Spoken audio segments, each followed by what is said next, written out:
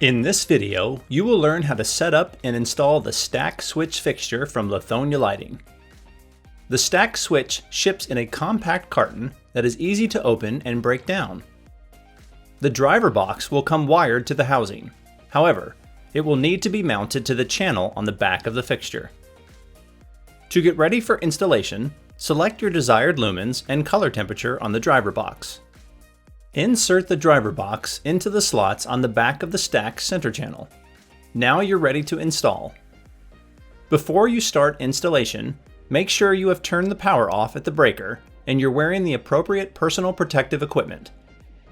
Now, remove the ceiling tile from the grid and position the stack switch fixture into the T-grid ceiling. Be sure that the fixture is properly seated in the grid.